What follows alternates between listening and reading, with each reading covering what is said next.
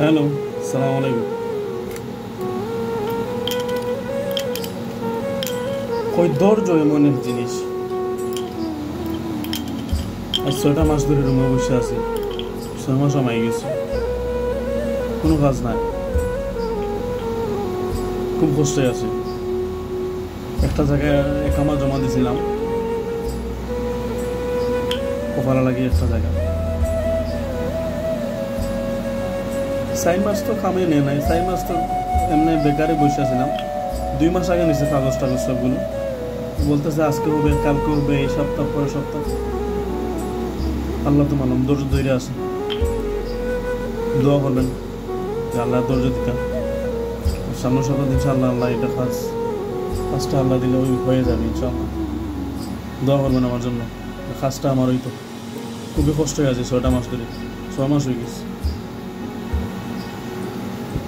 ওই বই ইনশাআল্লাহ, একটু দেরিতে ফেলাই দিছে আগে, দেরিতে ওই বইয়ের জন্য একটু তো ধৈর্য ধরে আছি। দোয়া করবেন আল্লাহ কাজটা সারাইয়া দিতাম।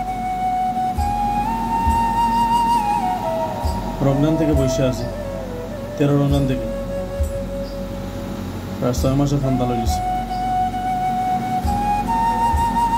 তো আমার হলো আপনারা যদি কোনো খাম ওয়াইটিং হয়ে থাকে, ধৈর্য ধরবা, খামর সাইটে গা শ্রম দেবা। অবশ্যই যাই তো প্রতিদিন এই জায়গা, একদিন যদি করে যাই,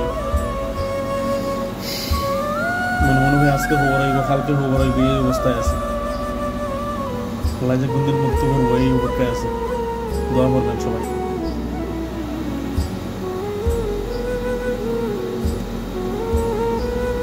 আসলাম এক জায়গায় ডিউটি করতাম, প্রায় 6 বছর ডিউটি করছি এই জায়গাতে। সমস্যা হয়েছে যার ডিউটি করছি সে তার ছেলের নামে দোকান ট্রান্সফার করে দেবে।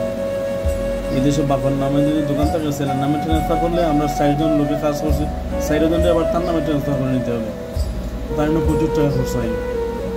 আবার নতুন লোক যদি হেয়া লইলে তার নামে আবার তার অত টাকা খরচ হয় না। আমরা 4 জনের মাঝে 3 জন দেশে চলে গেছে,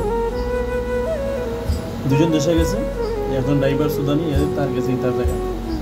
আমার দেশে পাঠাইতে পারে নাই, পুরো আমার চেষ্টা করছে, আমার স্পেয়ার দিল্লি আমার ডেট ছিল না, মারতে পারে নাই। তবে ইনশাআল্লাহ অন্য জায়গায় খুব ভালো হইব। দোয়া করবেন, ও আশায় আছে ইনশাআল্লাহ। শীঘ্রই ইনশাআল্লাহ খবর দিব, ভালো খবর।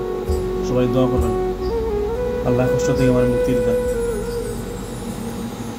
সো থ্যাংক ইউ সবাই, ভিডিওটা দেখবেন আর ভিডিওটা শেয়ার করে দেবেন।